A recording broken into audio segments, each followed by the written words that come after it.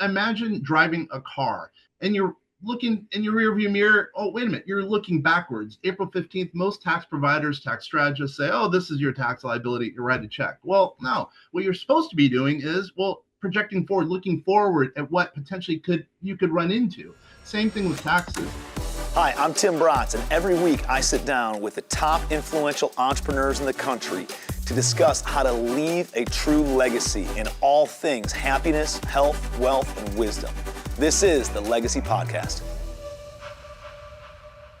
Hey y'all, this is the Legacy Podcast. I'm your host, Tim Bratz, and today I'm sitting down with my buddy Kenner French. So Kenner's the author of Millions.ai. It's an Amazon bestseller talking about how to utilize AI to make millions, save millions, and protect millions of dollars. And he's been on all sorts of different shows and publications, and really focuses on innovative ways to help entrepreneurs save on taxes. So I'm super pumped to just kind of dive into this, right? We've had a long conversation before this, talking about all the cool things we're working on and you're working on and I'm working on and the overlaps and all this. And it's going to be a great personal finance conversation. So Kenner, appreciate you being here, buddy.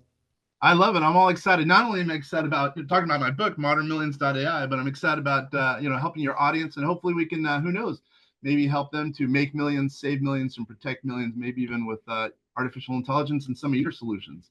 So let's talk about that, man. Let's dive right in. First off, give me a little bit of a backstory, a quick backstory on your entrepreneurial journey. I would love to know over a couple minutes on that. And then let's really dive into the book, and let's dive into what you guys do and how you help people on the tax side of things. So take us away, man. I'm kind of the nerd who now has the last laugh. And what do I mean by that? We got involved in artificial intelligence back in actually 2010. Yes, it's been around for a long time. And it wasn't cool back then, right? But I knew it was going to save people money, taxes. It was going to make money and maybe even protect money, or with artificial intelligence and helping with asset protection. And all of a sudden it started to grow a little bit, the interest in artificial intelligence in finance. And I was kind of becoming the cool guy.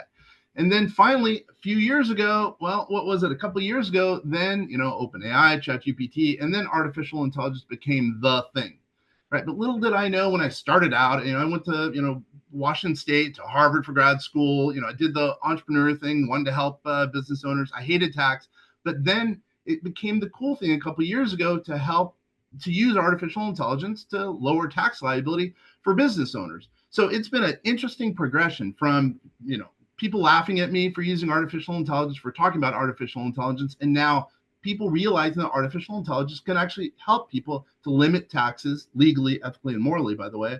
And at the same time, who knows, maybe even help, grow assets, usually using, tax, because there's a lot of tax benefits in some of the stuff you do, which helps business owners. And then, I've been with this company, vastsolutionsgroup.com, since 2006, helping it to grow. Now we're all over the country, but a lot of it's really based on just that we know artificial intelligence and ways to help people with artificial intelligence to lower tax liability and make some dough.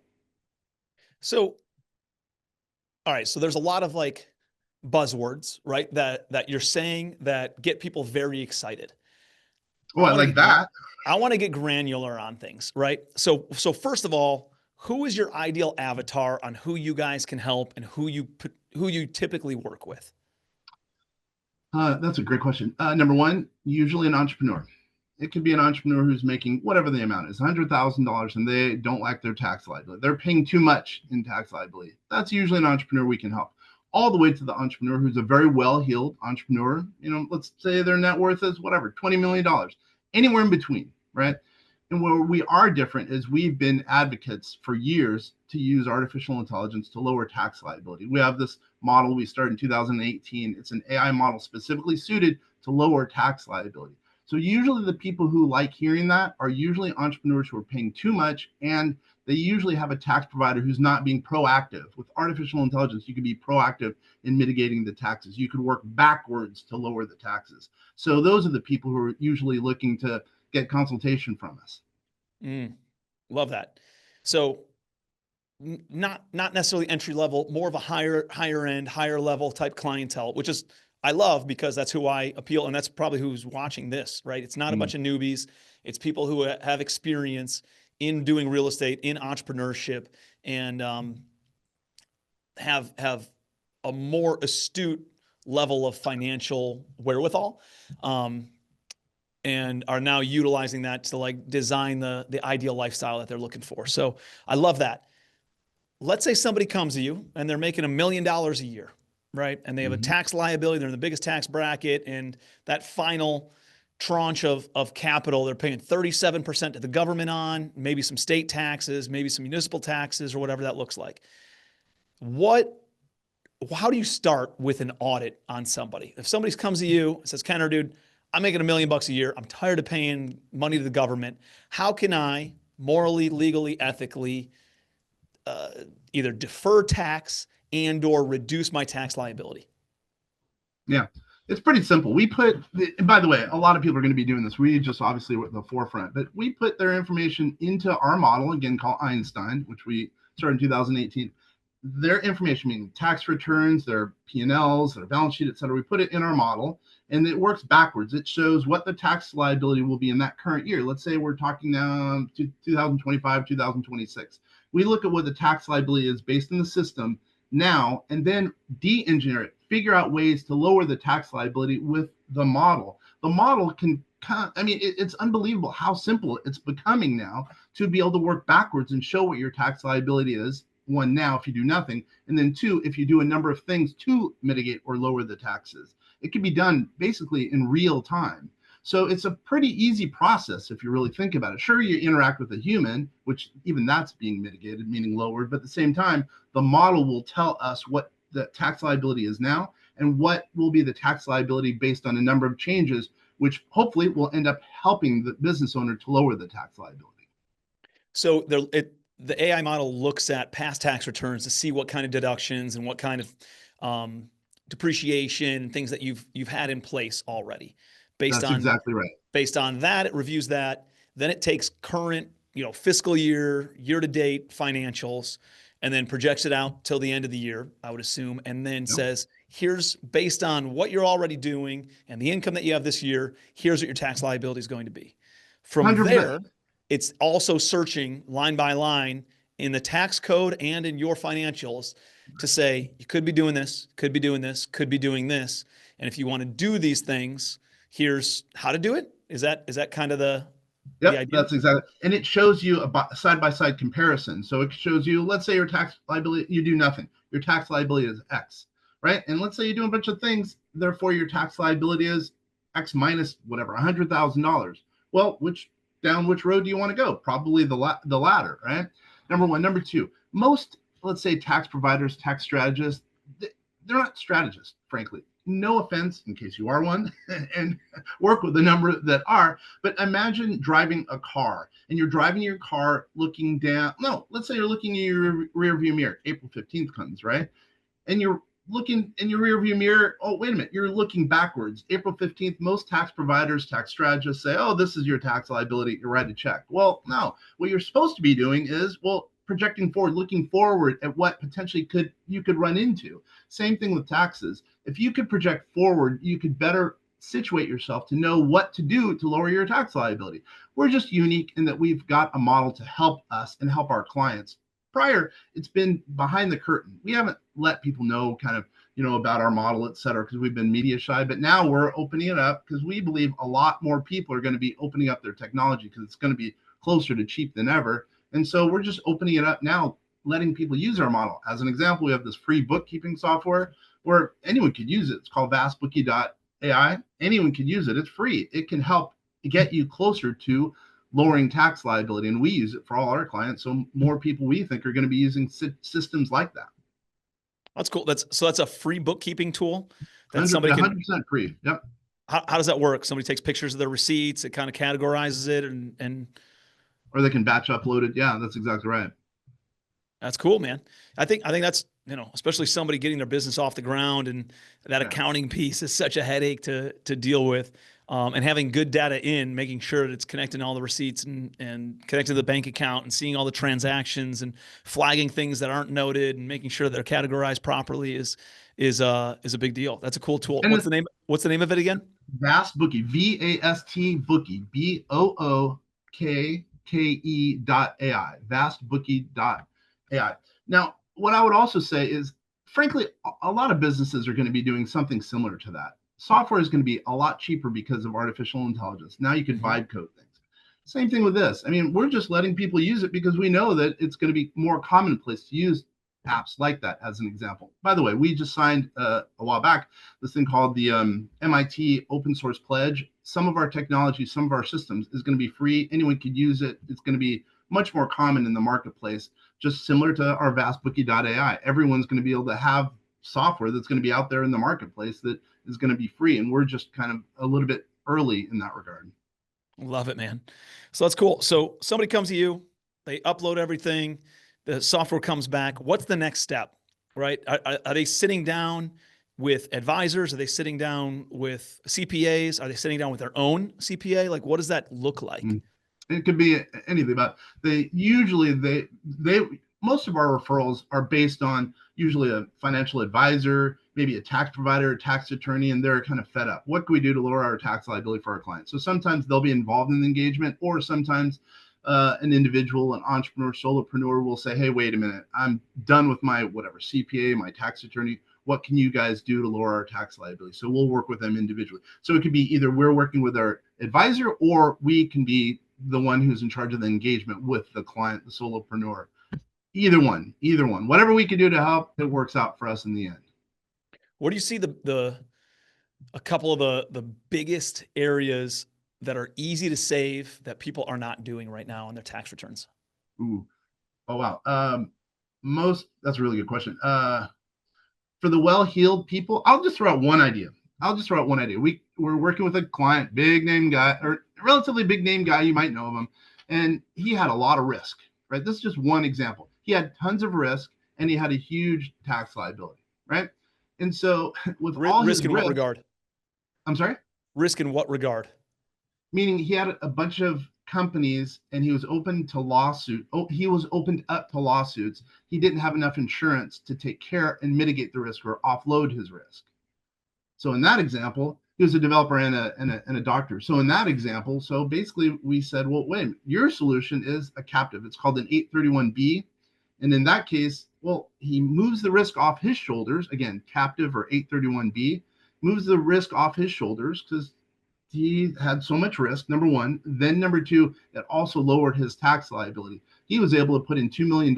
Therefore, it lowered his tax liability. Instead of writing a check to ABC Insurance Company, he wrote it basically in effect to himself to a certain extent. There's a lot of small little details, but he got to help manage the money. He didn't lose it to ABC Insurance Company. Instead, he had backside insurance. But in that case, the thing for him is, remember, he had risk, number one, and number two, he had a big tax liability, and we took care of both in that solution. So that's one example for big time investors, big time real estate investors. Sometimes they're missing the boat on.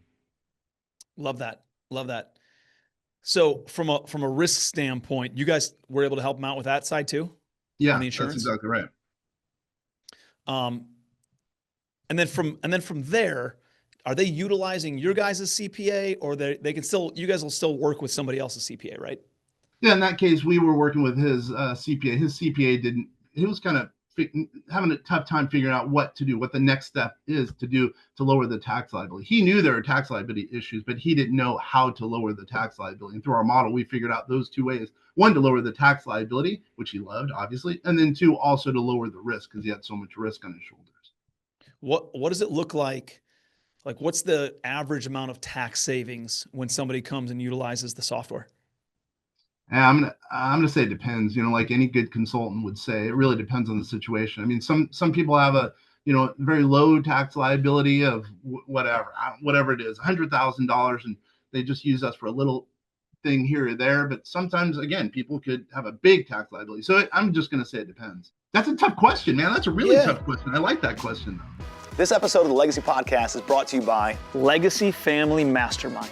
I know what you're going through. I know you feel stuck in small deals, trying to figure out how do you get to that next level.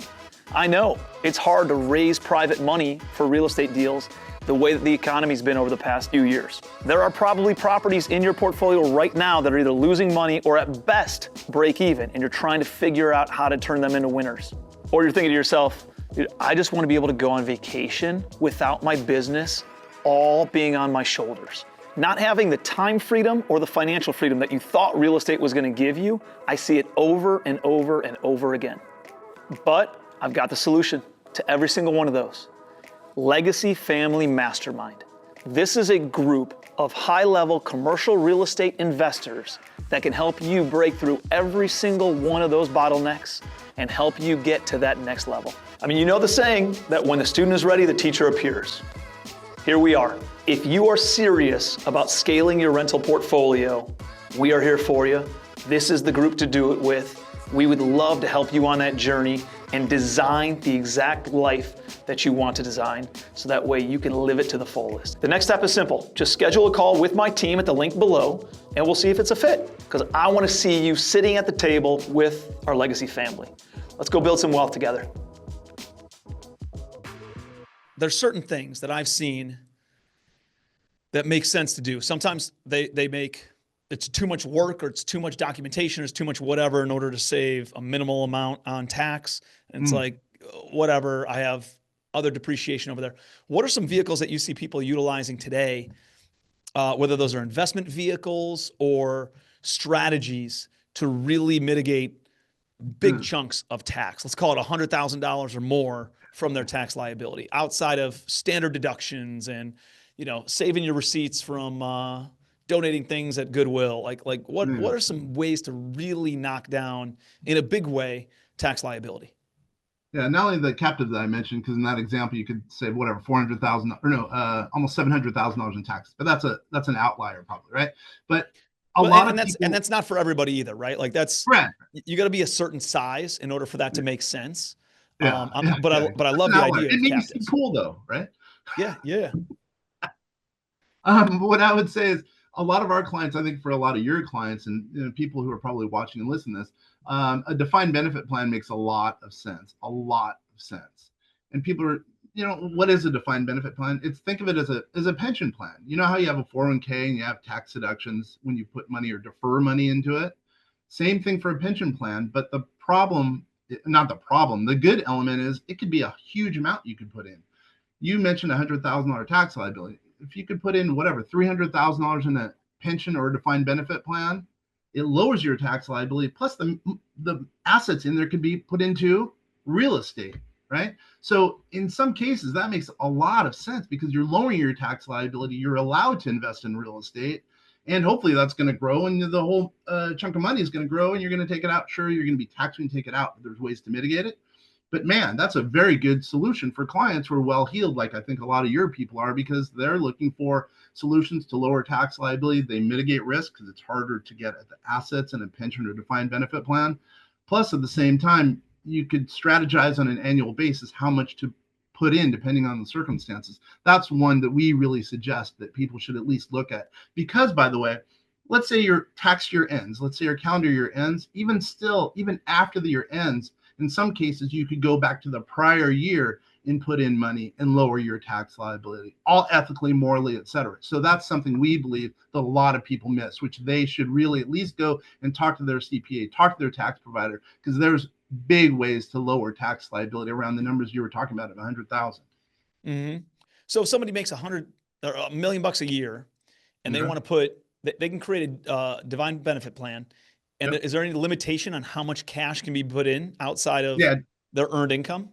Yeah, it depends on the specifics. So what I would say is, you have to do the math on it, et cetera. But, either talk to their current tax provider and or go to vastsolutionsgroup.com, our website, and we can give them specifics because there's rules as to how much you could put in. So those rules are obviously very, very important because you don't want to put in too much. There's penalties. You want to put in the right amount to lower your tax liability legally, ethically, and morally. But at the same time, that's definitely something that a lot of people miss because again, you could go back to the prior year and lower tax liability. But if you're let's say in a current calendar year, you can even figure out the numbers to put in now that will lower your tax liability, and you can de-engineer it just like I was talking about before. So is it typically, I don't know, like a 401k, you can put a certain like 50 grand a year in or whatever it was. Um, is there a certain cash like dollar amount that it caps at, or a certain percentage of income that it caps at in the defined benefit plan? It's relative to a few factors. Your age, how long you've worked at the company, your W-2 salary. Usually, by the way, you can put in whatever your W-2 salary is, but it really depends on the circumstances to do the math. But let's say someone's making whatever $200,000 and they're 50 years old. They've been working with the company for 20 years. Well, you could put in $200,000 in many cases, but it depends on the circumstances to be able to figure it out. But that's what I would say. Talk to your tax advisor. If they don't know anything about it, have them come to vastsolutionsgroup.com, or if they're not working with a tax advisor, have them go to vastsolutionsgroup.com and we can help them out, because that's a big, big thing that people forget about that can lower your tax liability. Yeah, that's cool. I think is it one of those things where like if you offer 401k, you have to offer it to all your employees too? So when you create a defined benefit plan, do you have to offer it to all your team as well? Yeah, depending on the circumstances, but the answer to that is yes. It's the same rules, generally speaking, as with a 401k. Hence the reason a lot of our clients are solo investors. They might be investing in Solopreneurs. real estate as an example, so they don't have to worry about putting money in for the employees, because that's where there's a hang up. Because a lot of our people don't have any employees, but at the same time they have a tax liability. They want to catch up on how much they're putting into their own retirement plan. So qualified defined benefit plans make a lot of sense, because they're not worrying about the employees as an example. They're just putting in money for them. Mm-hmm. What about investing in different types of opportunities, right? Like investing into a real estate deal that has heavy depreciation, or investing into something else that has heavy losses that could be, do you guys advise on that kind of stuff too? We do. We're big advocates of real estate. I mean, we have a traditional financial arm, but what I would say is we're unbundled. We believe in real estate first, frankly, in general. Depends on the circumstance. So we work with a lot of, individuals or promoters of real estate, because we believe in real estate. We really, really foundationally believe in real estate. So if someone is, talking to a real estate advisor as an example, and they want to lower their tax liability, usually we're pretty good source of information, because we believe in lowering tax liability with real estate. Like your group as an example, if you have people who are, investing in a building and they want to do a cost seg, we're down with that, because usually the AI model says cost segregation or bonus depreciation makes a lot of sense to lowering tax liability. So the answer to your question is yes. Because, man, in some cases, you could lower your tax liability in real estate a whole bunch. And it's worth at least looking at real estate as a means to, one, getting wealthy, and then two, to lowering tax liability. Yeah. I mean, we've anything, I think on the cost seg side of things, we've done a lot of those, but it's usually, nice. If you're going to sell in less than probably 3 years, it doesn't make sense. If you're going to hold it for at least 4 or 5 years or longer, it's a long-term hold. It can make a lot of sense to do the cost seg, accelerate the depreciation. Obviously with the big, beautiful bill, you have bonus depreciation now where you can take 100% of that in the first year. And, it puts yourself in a position where now it lowers your tax, especially if you're a real estate professional, right? It can offset your active income, and then puts more cash in your pocket to then invest in your business, invest in people, invest in assets.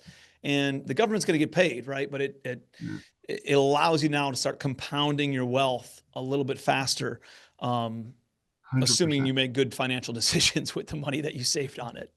100%. Can I ask you a couple questions about that solution for a client? Yeah.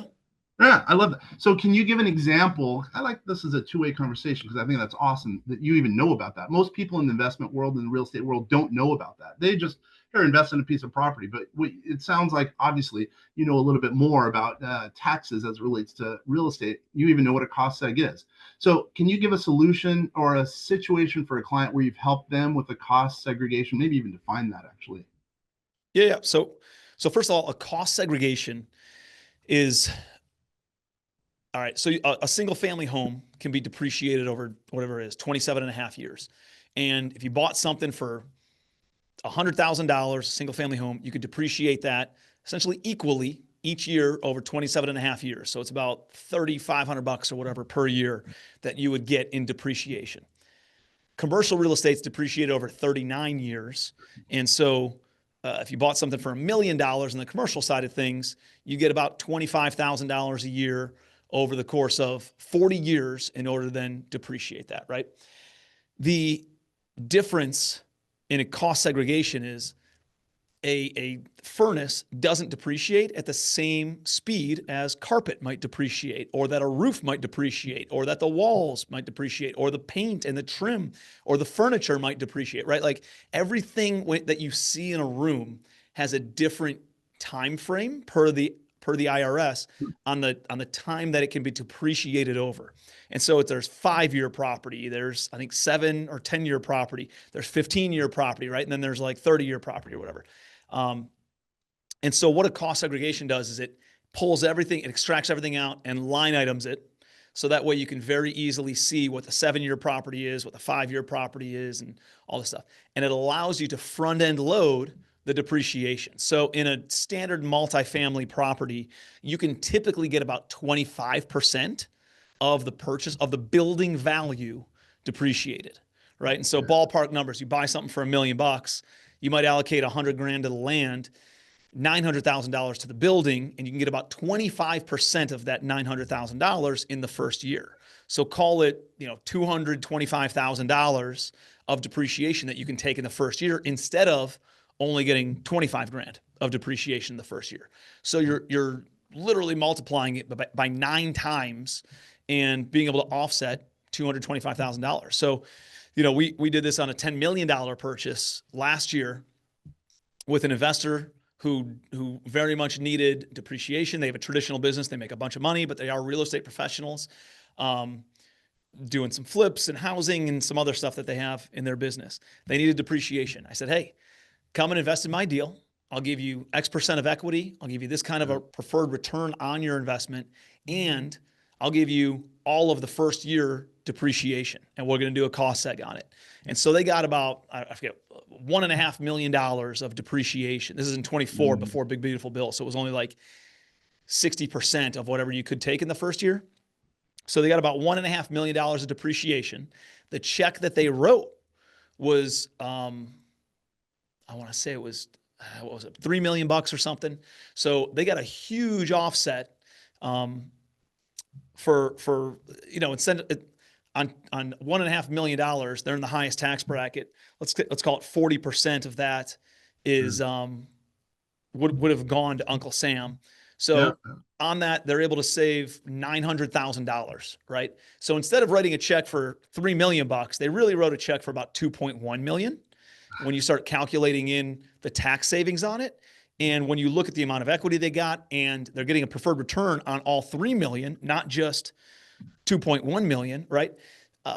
You start looking at, they're making $300,000 a year, right? We're paying a 10% return on preferred return on 3 million invested, but it's really 2.1 million invested. So really you start doing the math, it's like a 13 or 14% preferred return, or maybe more, 14% preferred return, plus the equity that they got in the deal is worth, exponentially more. So if you understand how to do a cost seg, you understand how to explain it, you understand how to order take from different investors based on, hey, this one's looking for cash flow, this one's looking for equity growth, this one's looking for depreciation, right? This one's looking for tax savings.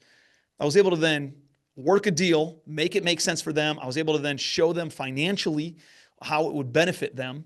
And dude, got a deal funded. Instead of me having to go out and raise $100,000 from 30 different people, I had 2 business partners write me a check for $3 million, made my life a lot easier, made their life a lot better because they were able to save a lot and get in on this deal that, by the way, they still have depreciation in year 2 and year 3 and year 4, ongoing in this thing too. So a one-time check that will continue to pay dividends, not just on preferred returns, but on equity growth and on continued tax savings.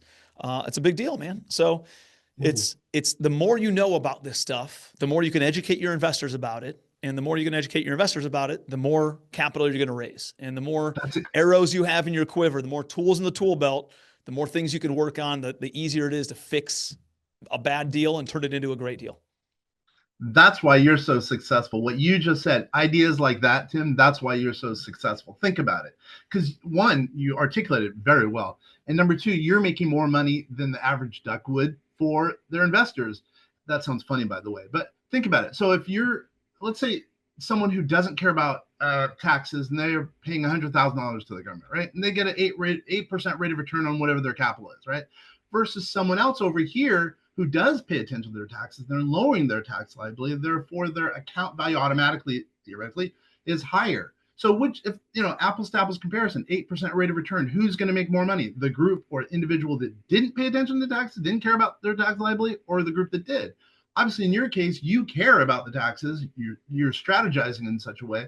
Thereby, you're going to make more money for your investors easily as a result. So that's why, I mean, what you just explained to me and the way you explained it to your audience, that's why you're so successful. That's why you're one of the gurus of real estate. You know what I mean? That's brilliant. I appreciate it, man. It's just, just going through the deal and asking a lot of questions, right? This isn't something you read about in a book. It really, you start internalizing and understanding it, how it affects you in specific deals and how it affects your investors in specific deals. And, you start asking questions of the cost seg folks, you start asking questions of the CPA, you start asking questions of the tax advisors and the tax attorneys. And you go through that and you're like, oh man, that's how this, like a lot of people did cost segs and then they sold the building the next year. Well, guess what, man? If you were offsetting passive gains, like inactive gains, right? Long-term capital gains at 20%, you got to recapture that at capital gains. That's exactly right. Next year. So now all of a sudden, dude, you made a horrible tax play if you invested into a deal just to be able to get depreciation this year to offset your passive gains at a 20% tax bracket versus your active gains at a 40% tax bracket. So, because you have to recapture it whenever the property sells. And if you don't have something else to offset those gains, you're going to be in trouble. So I've seen that happen a lot because cost segs become a big thing over the past 5 or 6 years.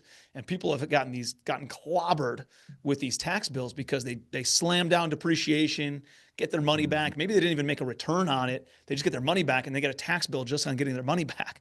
Well, you get the benefits of it for a little bit, but you got to be careful on that stuff. That's why it doesn't make sense to do it if you're only going to hold short term. You definitely want to hold it longer term. The longer term, the better, because then you can get this compound effect that happens on your money. But also realizing, what are you offsetting with the depreciation? Are you offsetting 100%. Active income or passive income? And that makes a big difference, right? Because typically you have to have active income offset with active gains, or active losses, and passive income offset with passive losses. But as a real estate professional, that all goes through into the same bucket, and you can offset active income with passive losses. That's where it gets really, really powerful from a real estate professional standpoint. But if you're not, you just got to be aware of some of this stuff. And sometimes it doesn't make sense for a personal situation if you have heavy active income to do a cost seg, because they can't use it against their active income. They can only use it against these passive gains, and they're either minimal gains and or taxed at a different tax bracket. And think about this. Let's say because you're Tim, you're a guru, let's say you're making a 2% rate of return more over than, let's say, the average real estate group, right? So that compounds the 2% because of your knowledge, because of the things you just itemized to us. You're making 2% more than the other person, let's just say. And then that 2% compounds. That adds up. That really adds up. You got to pay attention to taxes. And what I would also say is some of your investors, I'm sure they do, but they need to reach out to you. They need to reach out to their CPA, because if you pay attention to taxes, lower the tax liability and increase the rate of return, they're going to be happier overall. And I know what it's like. People don't want to sit with their tax professional or whatever the case is, but it's worth it, because if you could save, like that doctor I was telling you about, let's say I don't know what the net amount, but let's say he saved 700 grand, right? Whatever the number is. Well, okay, I'll meet with my tax provider 4 times a year if I could save 700 grand, or I'll meet with you if it can better my rate of return.